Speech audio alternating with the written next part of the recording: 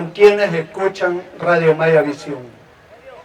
Este es un compromiso que hemos asumido como grupo parlamentario del FMLN, de rendir cuentas de qué hacemos en el trabajo legislativo y en el trabajo cotidiano con la gente, a favor de la gente, por superar los grandes problemas, los grandes déficits que tiene de vida la mayoría de la población de El Salvador, y a las cuales nos hemos comprometido y cada día honramos ese compromiso de defender los intereses de la mayoría de la población. Y este es un compromiso que tenemos a partir de las luchas independencistas. Ayer se celebró 195 años de la independencia de la corona española. Ellos dicen que descubrieron, por supuesto que descubrieron tierras con gente trabajadora, laboriosa, y que habían recursos en este país. Y a eso vinieron, colonizaron, sometieron a nuestra población las expediciones españolas al vasallaje. Les quitaron las propiedades comunales y cambiaron su forma de vida comunitaria. Nadie era propiedad de nada en ese momento. Todos nuestros ancestros de las diferentes etnias indígenas eran propietarios de la tierra y de sus recursos, y su forma de vida contenía una división del trabajo en la cual le retribuye todo para sobrevivir. Los españoles cambiaron ese modelo, expropiaron sus tierras, estructuraron las haciendas y se fueron apropiando de los recursos de las comunidades. Y mandaban toda la corona española.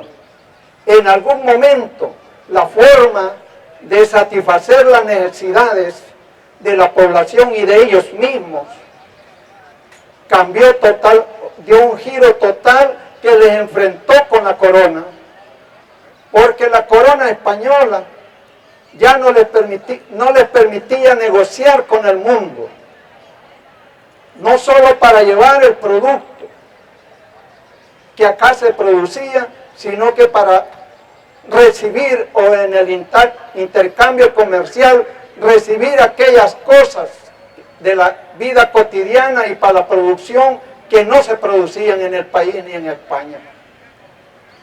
Vino la guerra por eso, por la disputa, no solo de quién manda, no por el poder, sino que también por la tenencia de los recursos. Y así se incorporaron estos hacendados y con ellos obligaron a sus esclavos, a sus colonos de las haciendas a luchar contra la corona. Obviamente, entre el primer paso de la invasión a este paso, el sistema político tuvo un avance importante. Habían demandas de eliminar la esclavitud, de dar libertad a la población y no sujetarla como colonos, dando el servicio y solo recibir el derecho a vivir en la hacienda y producir una pequeña parcela. Se buscaba liberar mano de obra para los fines de la industrialización que tenían en mente. Así vinieron grandes dirigentes, entre ellos los nativos, los famosos criollos, acompañados con la población salvadoreña. Y se dio la gesta independencista. Posterior a esta gesta de hace 95 años, vinieron otras luchas. Luchas siempre por buscar el progreso, la libertad, la democracia, la necesidad de satisfacer las necesidades de todas las personas, no solo de unos pocos. Esas luchas fueron reprimidas. Nos recordamos de Anastasio Aquino. Más adelante, También la insurrección de 1932, que iba en el mismo tema. Vinieron las dictaduras para mantener esos esquemas. Y así ha venido este pueblo luchando por la emancipación. Por eso, permítanme leerles el comunicado de nuestra dirección nacional, la del FMLN, en ocasión de los 195 años de la independencia española.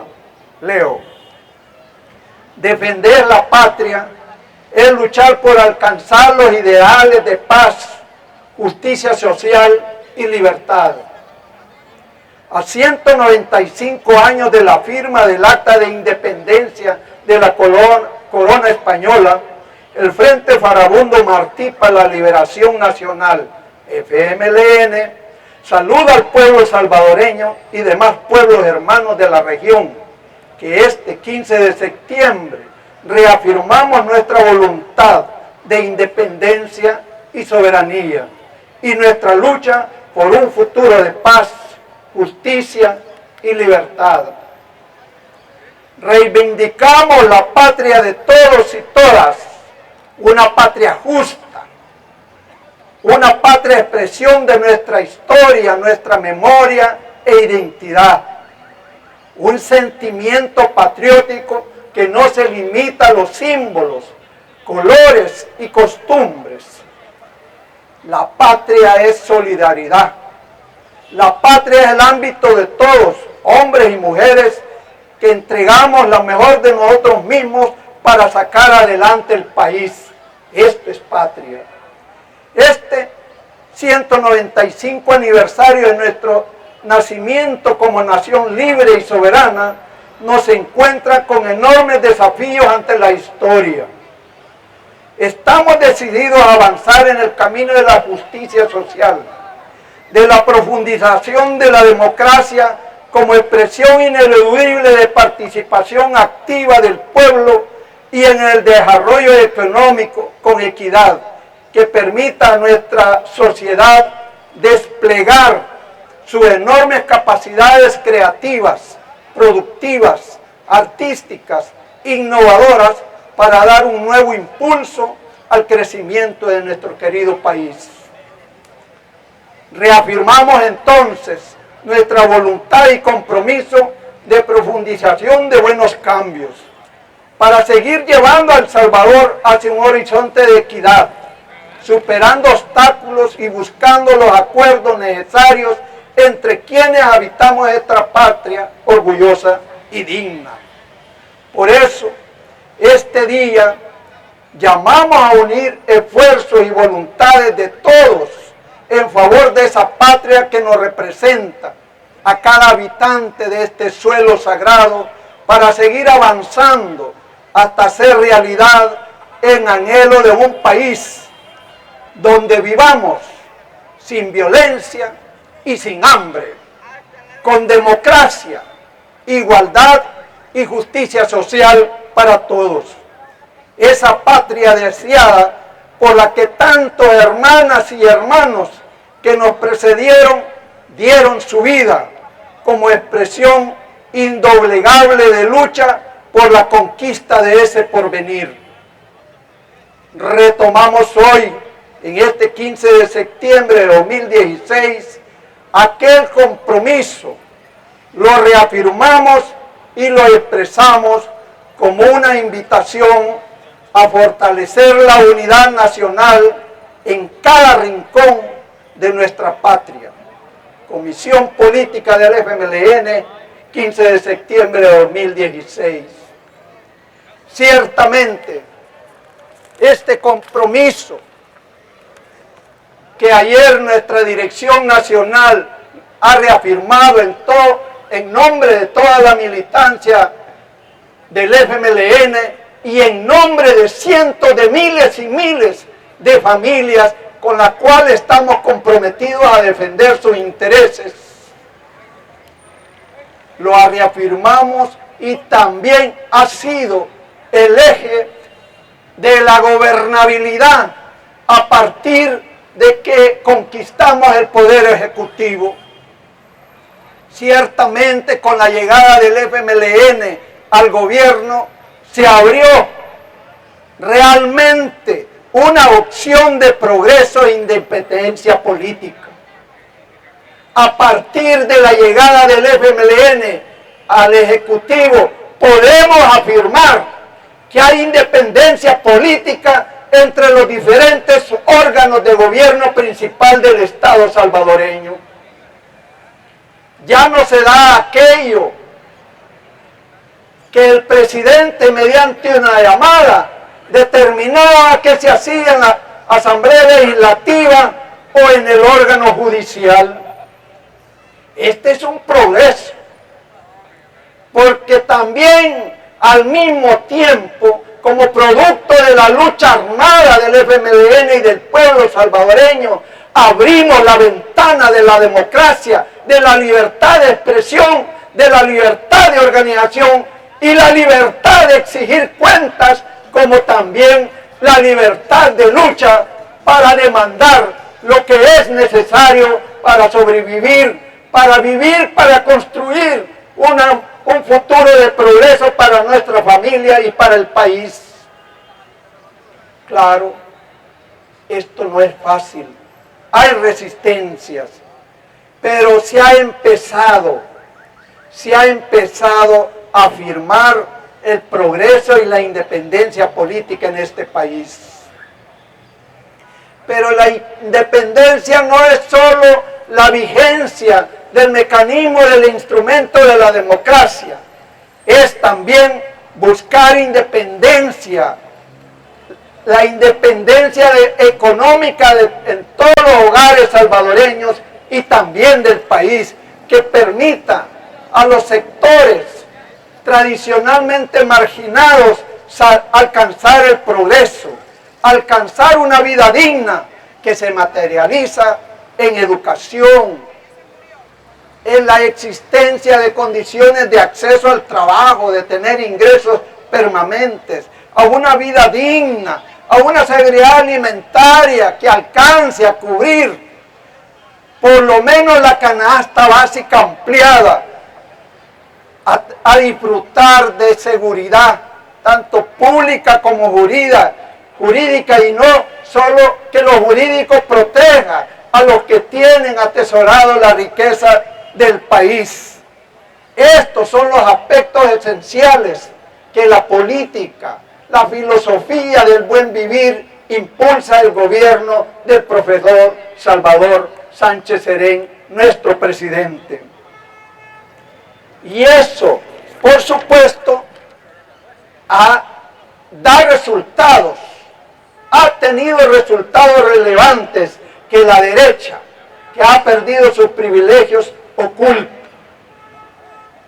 Y dice que esta inversión es un desperdicio, es un mal gasto, hay mala administración, porque no se les ocurre a ellos que más de 900 millones invertidos en los programas sociales desde 1908 a la fecha, que han ido a beneficiar a cientos y miles de familias salvadoreñas, no están de acuerdo con eso. Ese es el mal gasto, ese es el despilfarro.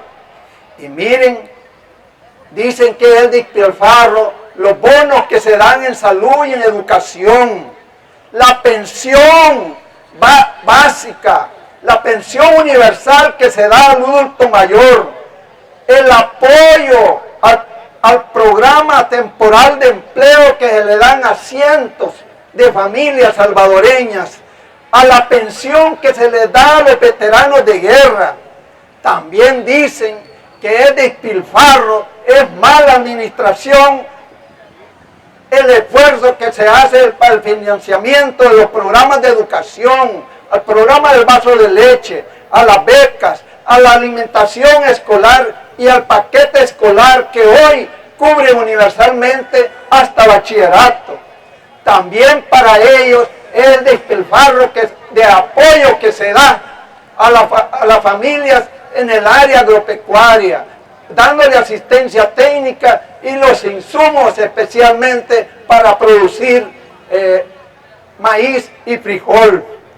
También para ellos es despilfarro, es mala administración, la construcción de 5 sedes de Ciudad Mujer, en donde se le da atención íntegra a la mujer.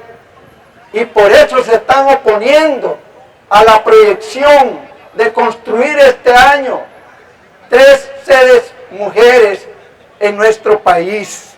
A eso le llaman despilfarro.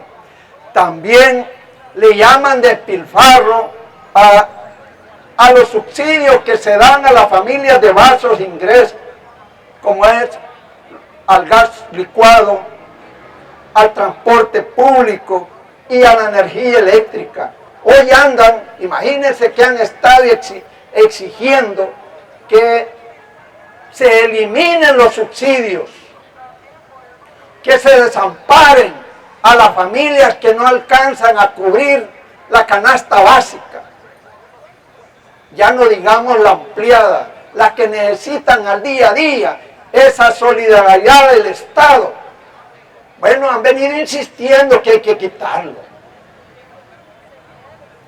Y hoy que se anuncia una reducción importante del subsidio a la energía eléctrica a esos que viven arriba del escalón, las que viven en la San Francisco, los que viven en la cima, los que viven, esos que tienen grandes mansiones que también lo reciben. Y hoy que se focaliza para centrarlo más en la zona urbana y rural, protestan. Y ya van a empezar a decir que ellos son defensores de la gente más desposeída. Se van a levantar hasta con ponzoña, diciendo, rasgándose las vestiduras, de que ellos sí defienden los subsidios. Y ya lo vamos a ver, las grandes protestas en las redes sociales, soliviantando a la clase media, oponiéndose a esta medida que permita beneficiar realmente a quien lo necesita. Y miren si no son descarados. Cuando el 2008 ellos entregaron el gobierno, 2009 se revivió en mayo, los subsidios, el monto total de los subsidios que había era de 392 millones, casi 400 millones en subsidios que beneficiaban, bueno, incluso hasta varios diputados del partido de Arena. Y hoy el subsidio, dándole más cobertura a la gente en la ciudad y el campo, llega a 212 millones, ampliando más el acceso a esto, porque se ha ampliado más el acceso a la energía eléctrica. También para ellos es despilfarro los 350 millones que se dan a las alcaldías para que favorezcan a las comunidades. Estos cambios que están dando a favor de la población salvadoreña, ellos dicen que es despilfarro. Y por eso se oponen. Porque ya dejaron de tener los grupos de poder el mango de decidir qué se hace en el Ejecutivo, qué se hace en la Asamblea. Solo tienen el mango de la Sala de lo Constitucional. Y todos aquellos que los apoyan, por eso están enojados. Pero estos casos concretos que estoy relatando, justamente es la expresión del compromiso de buscar una independencia verdadera en lo político y económico de nuestra población. No podemos seguir sujetados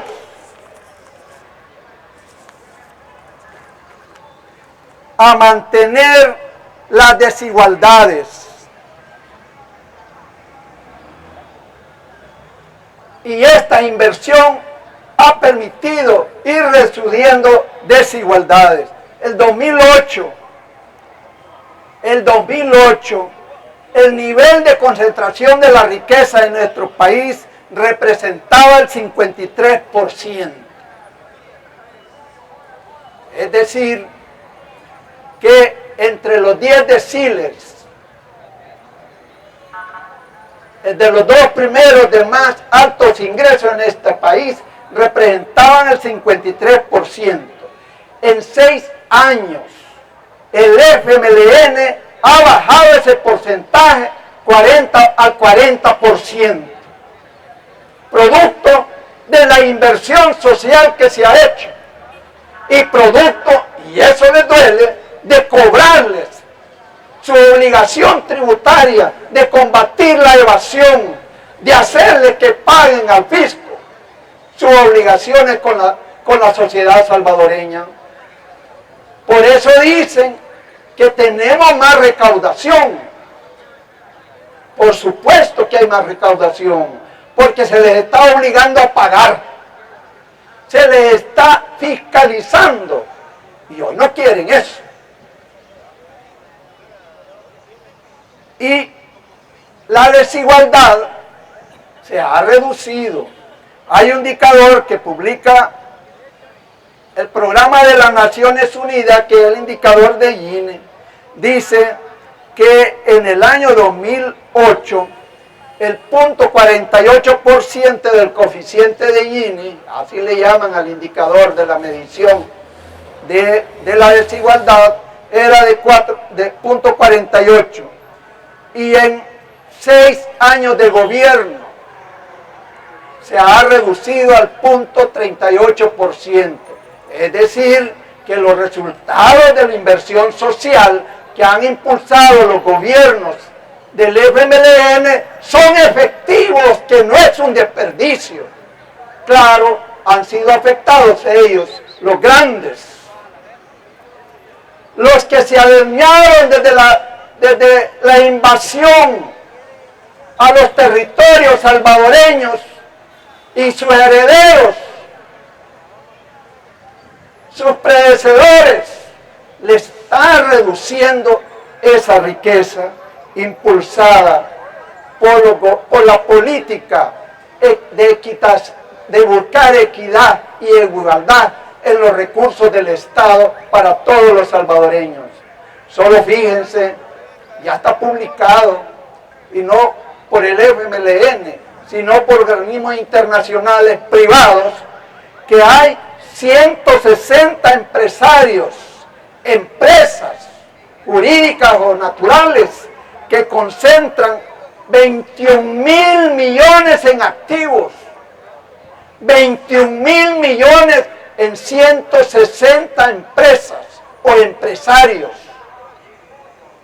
que si podemos la norma que estadística y censo da por núcleo familiar, andarán como 500 o 600 personas que tienen activos de 21.000 millones de dólares salvadoreños, de dólares.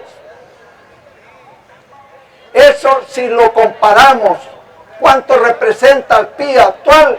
Significa el 80% de la riqueza de los activos del país están en 160 empresas. Es decir, que el esfuerzo que se ha hecho hoy de la inversión social no es suficiente. Es necesario seguir impulsando los cambios en esta dirección, y no en la dirección de quienes han acumulado tanta riqueza en pocas manos.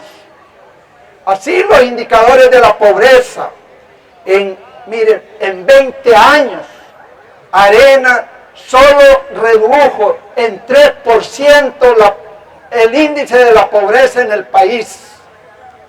Y el FMLN en 6 años ha reducido en 7 puntos el índice de la pobreza del país.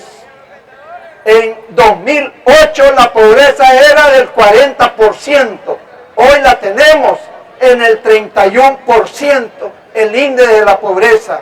Se ha reducido la tasa de analfabetismo en 10%. Y hay más de 54 municipios que tienen 0 analfabetismo. A esta inversión usada de SANET dice que es desperdicio, que es mal gasto, que es mala administración, porque no va a parar a los bolsillos de ellos, porque sus ganancias no se han incrementado. A eso es que se oponen. Pero estos son avances importantes de la búsqueda de la paz, de la reconciliación, del progreso.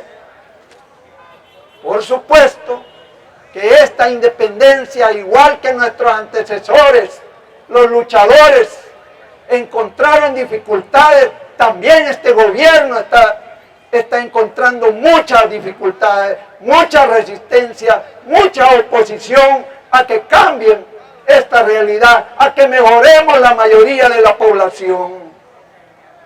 Este gobierno, los gobiernos del FMLN, ustedes saben perfectamente que recibió un Estado problematizado por la violencia, por la delincuencia, por el crimen organizado y la inseguridad en todo el país. Y en los últimos años, con la estrategia del plan El Salvador Seguro, esto se viene combatiendo.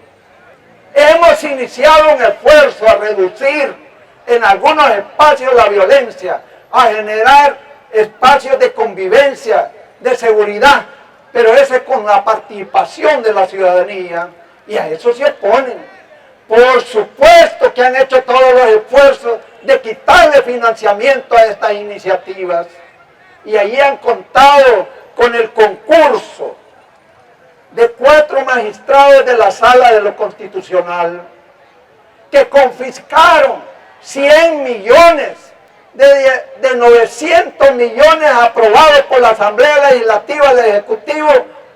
Confiscaron 100 millones que iban dirigidos para los programas de seguridad.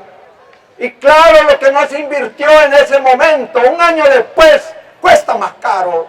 Los problemas se acrecentan, las necesidades también, y no se puede resolver todo de una sola vez.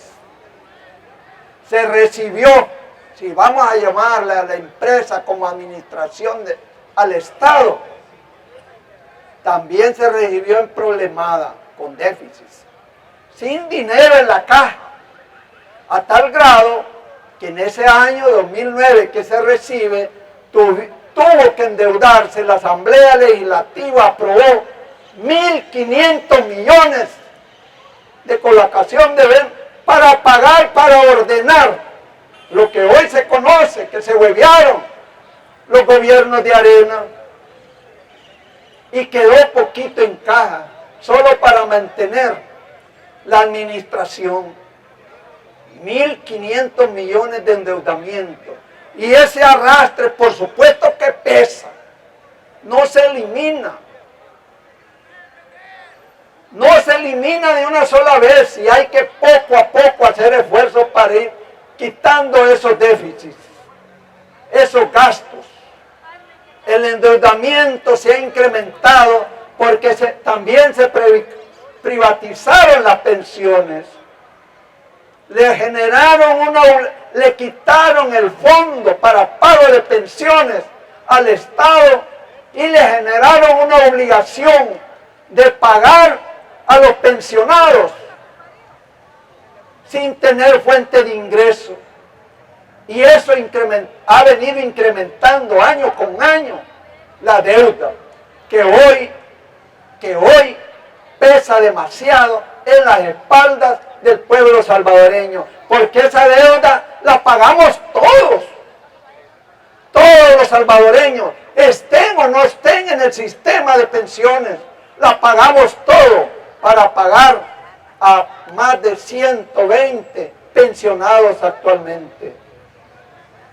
Esas herencias pesadas vienen de esos lobos, de esos vientos que hoy se nos hacen lodazales en la economía del país y que fueron, yo no voy a decir mal administrados, sería injusto, fueron sustraídos, malversados, robados esos recursos por las administraciones del partido Arena. Y hoy, cada vez que abordan estos problemas, como que no sucedió nada de eso. Cuando le decimos ataquemos la deuda pública, solo hacen cuenta de 4 o 5 años. Y la cantidad que se está pagando de deuda es alta. Solo el servicio de la deuda entre el capital e intereses se ha pagado desde 2008 a la fecha 9.285 millones.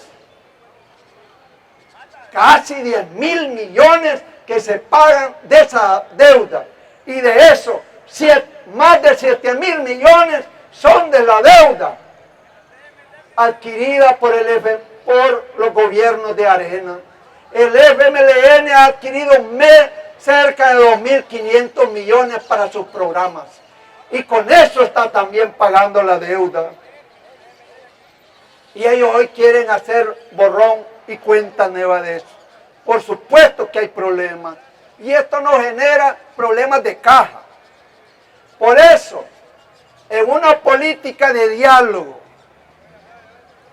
de búsqueda de soluciones, tanto el gobierno presidido por el profesor Sánchez Serén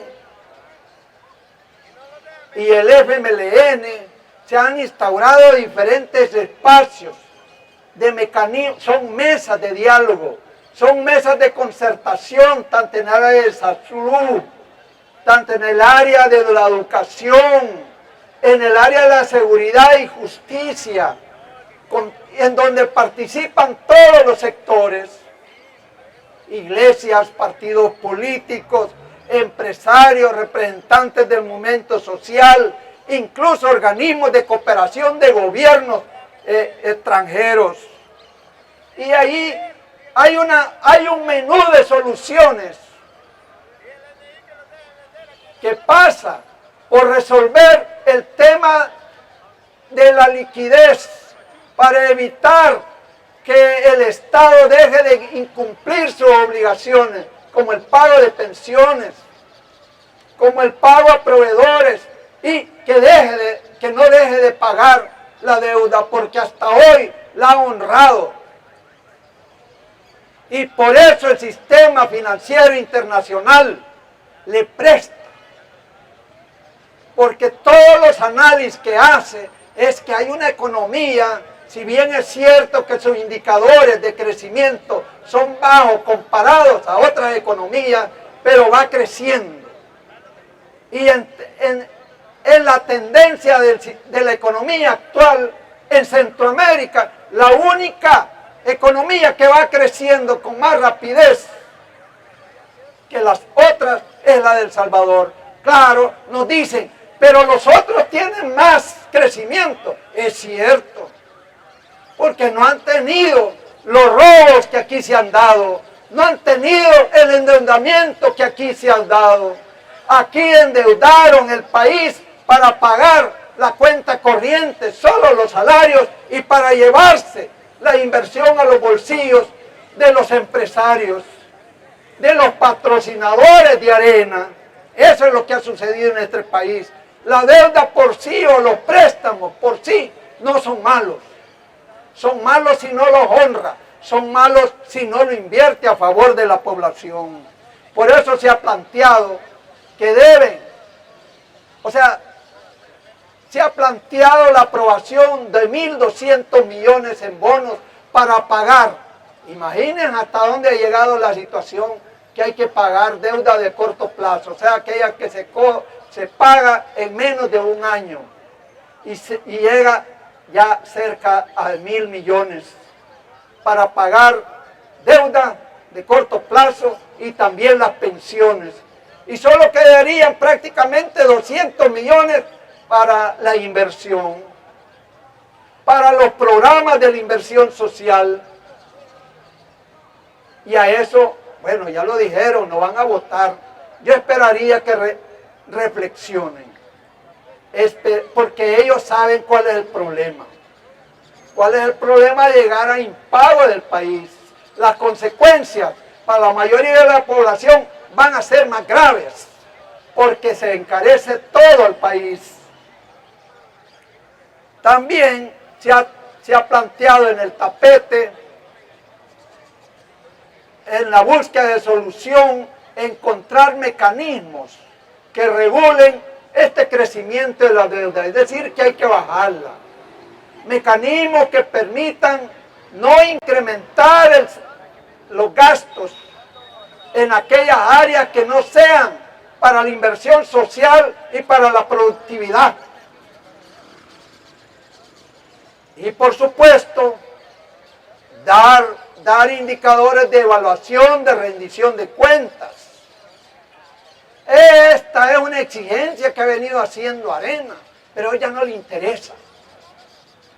Porque sabe que aunque exista la ley, el problema en lo que a ellos han venido con su resistencia a acompañar soluciones, medidas económicas como políticas a este país, ellos saben que han generado más el problema y hoy algunos dicen, si el gobierno del FMLN se hunde, ellos prácticamente tienen la puerta, la ventana para regresar al Ejecutivo y recuperar lo perdido. Así lo plantean algunos. No les importa que El Salvador y la población en general soporte la crisis.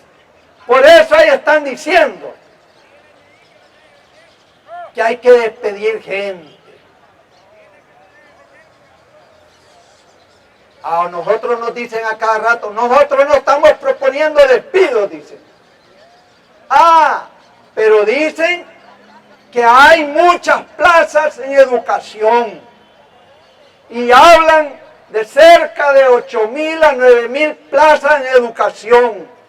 Son las plazas que el gobierno del FMLN, para darle estabilidad a los profesores del programa Educo, que ellos cada año los estaban chantajeando con despedirlos y no les daban la seguridad social.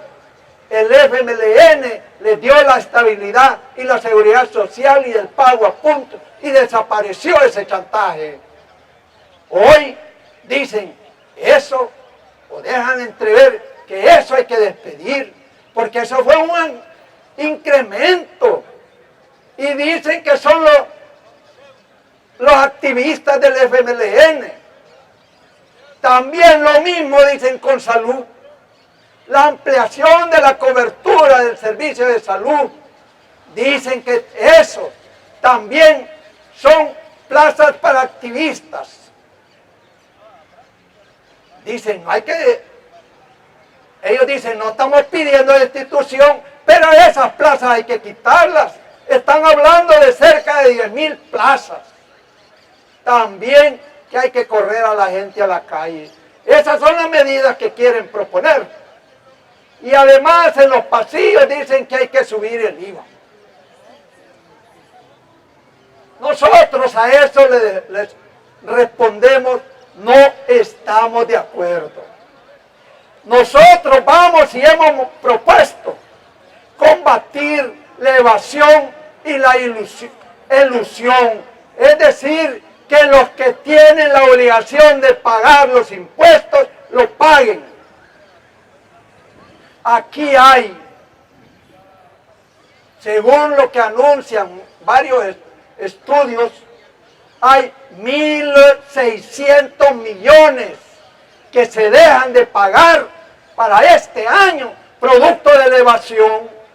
Con esa plata, si la dieran, no necesitaríamos autorizaciones de préstamos. Con eso resolvemos, pero tienen que pagar. Pero miren cómo son las cosas. ¿Por qué no quieren dar los votos para eso? Ahí tenemos la propuesta de ley. en donde buscamos combatir y cerrar los portillos de ese problema. Pero ¿quiénes lo defienden? La Sala de lo Constitucional. No solo dictaminando con sentencias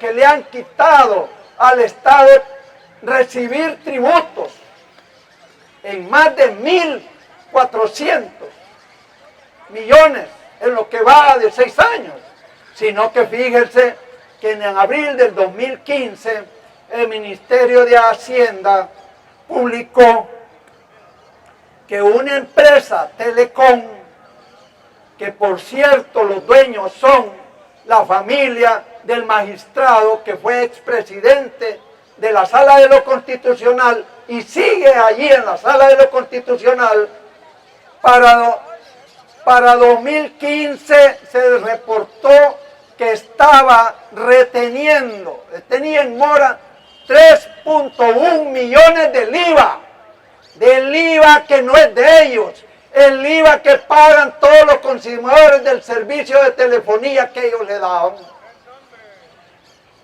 Y en rentas estaban morosos de 1.6 millones. Es decir, que la familia dueña de Telecom, que es la familia Jaimes, debió para 2015 4.7 millones. Y hoy resulta que aparece denunciada la Fiscalía General de la República que deben el pago de impuestos de 4 centavos por llamada telefónica que entraba al país, 3.2 millones que no quiere pagar. Y hoy dice que no lo va a pagar porque ellos declararon inconstitucional. Mire cómo son las cosas. Y está mintiendo. No en el sentido que han declarado la inconstitucionalidad, sino que en el tiempo en que tenía que honrar esa obligación. Este dato es del ejercicio de 2015. Y resulta que declaran inconstitucional el impuesto a las llamadas telefónicas en marzo de 2016. Miren estos señores. Perdón, el impuesto es del 2014 y la inconstitucionalidad fue el 2015. Miren cómo son. Está protegiendo la evasión. Por eso nosotros les pedimos a todas las fuerzas políticas representadas en el Parlamento y a la población que hagamos el esfuerzo de consensar y presionar para aprobar la ley del cobro administrativo que combate la ilusión y la evasión. Les estamos proponiendo que en vez de incrementar el IVA, aprobemos esa ley y que le pongamos delito de cárcel a todos los agresores, a todos los delincuentes, porque la evasión es un delito. Solo que hoy no tiene cárcel y no quieren. Dicen que sigan las cosas así como están. Claro, porque les beneficia. Pero a quien no le beneficia es a la mayoría de la población, porque esos recursos, más de 1.000 millones, no entran a las arcas de la hacienda pública y obviamente hay problemas para pagar las obligaciones. También han parado. Yo digo han parado porque la población, todos tenemos que acompañar igual que hace 95 años la lucha para la reforma de pensiones, que permitan darle seguridad y garantía financiera, que siempre van a haber recursos, porque hoy si no hay préstamos para el Estado, está en problema el pago de las pensiones. Las AFP se hacen, como decían los suizos, se ponen a silbar para otro lado. Y hoy están afligidos también, porque la ganancia no les va a llegar. Estos son los problemas y los desafíos que tenemos. Estas medidas impulsadas por el gobierno del cambio son las que buscan realmente independencia económica y que haya una libertad política en este país.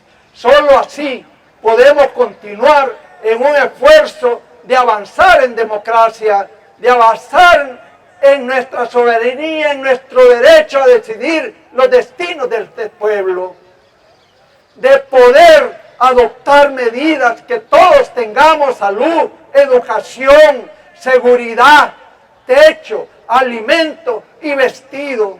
De lo contrario, va a seguir jactándose estos señores que son exitosos, aprovechándose y acrecentando para ellos, para unos pocos, la riqueza de nuestro país.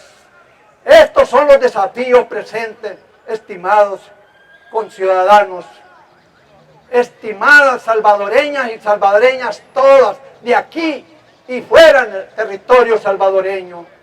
Esta es la disputa que tenemos y por eso es que luchamos para favorecer a la mayoría de los salvadoreños, para tener una plena y justa justicia social, una plena libertad, una plena derecho de goce de vida de todos los salvadoreños.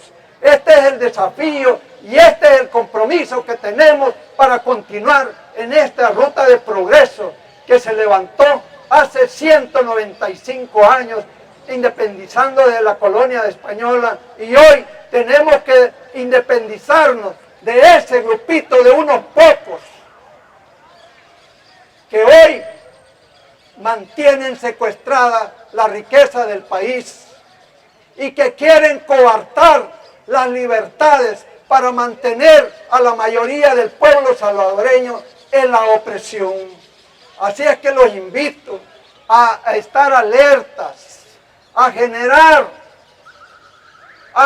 acciones que permitan que los diferentes órganos del Estado cumplan con su responsabilidad, con la facultad constitucional que dice el artículo 1 de esta Constitución, que el Estado se organiza en función de la persona, en función de darle seguridad, de darle libertad y darle el bienestar común.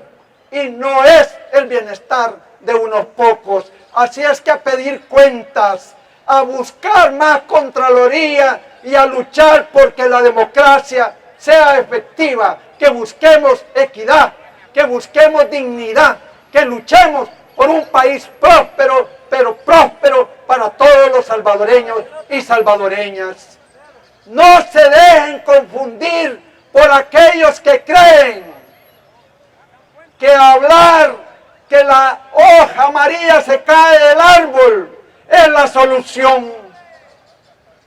La solución es mantener con vida la raíz y el tallo del árbol para que sea frondoso, pero frondoso en hojas y oxígeno para todos, no para solo unos pocos. Bueno, esa es mi presentación de hoy, compañeros, porque en el ámbito legislativo lo que tenemos ahí es una obstrucción al avance de estas medidas que he reseñado para buscar progreso, paz, tranquilidad y seguridad para todos los salvadoreños. Así que buenas tardes y gracias por su presencia. Conoce más del trabajo de nuestro grupo parlamentario. Síguenos en Twitter, encuéntranos como @gpfmln. En Facebook, dale like a nuestra página Grupo Parlamentario FMLN. O visita nuestra página www.gpfmln.com. www.gpfmln.sb. Grupo Parlamentario FMLN, legislamos a tu favor.